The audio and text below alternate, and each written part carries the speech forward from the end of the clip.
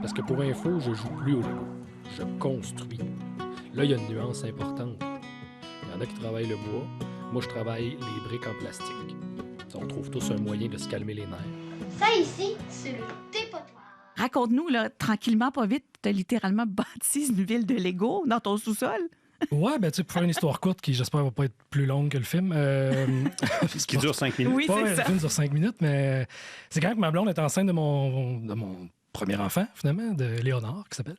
Ma mère m'avait redonné mes Legos d'enfance. Elle avait tout classé ça par couleur dans des bacs. Là. Fait que là, j'ai fait, bon, il est temps que je récupère Elle ça. avait classé par Ah couleur. ouais, il y avait... Mon Dieu, on la salue. Ben On oui. la salue. Une mais patience oui. d'or.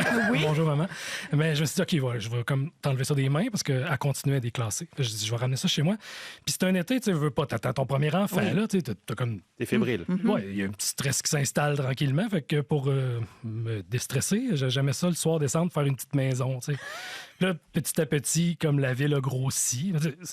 Tu vois des trucs sur Internet, des gens qui ont des villes qui grandes comme le local ici. Là, Mais tu sais, moi, je c'est regarde le pas cas, ça tu sais. sur Internet, Non, là. ben, Mais le bon. pire, c'est que moi non plus, là, pas tant que ça, mais à un moment donné, tu vois des affaires, tu dis, OK, ma ville, c'est plus un petit village.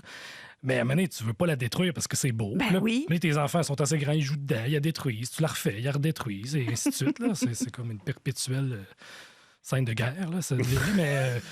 Mais ça devient juste comme après un échange avec les enfants, puis c'est ça, une manière de se calmer les nerfs aussi, là, au lieu de tout le temps scroller. Ou, Ben oui. Mais quand est-ce que tu as vu le potentiel d'en faire un court-métrage avec ces Legos-là que tu t'es réapproprié? Ben, c'est quand j'ai retrouvé... moi, je numérisais des cassettes. Là. Je suis toujours à la recherche de vieilles affaires de famille. Puis là, je tombe là-dessus. Je suis comme, ah ouais, ça existe encore. Fait que là, je dis, OK, ben, faudrait bien que je reconstruise la ville. Puis il faudrait que j'essaie d'articuler un film autour de ça. Il me semble que ça serait amusant. Là, j'ai demandé à Simon, un bon ami de... Simon Lagagnère, Hey, oui. un autre ancien collègue. Il disait, hey, fais-moi donc une toune. Puis là, il me C'est dit, ben oui, je vais cool. te faire ça. Puis là, il m'a fait une toune à la guitare. Je suis comme, OK, ça s'amalgame bien. Fait que on tournait ça très rapidement et avec aucun moyen. là. C'est juste...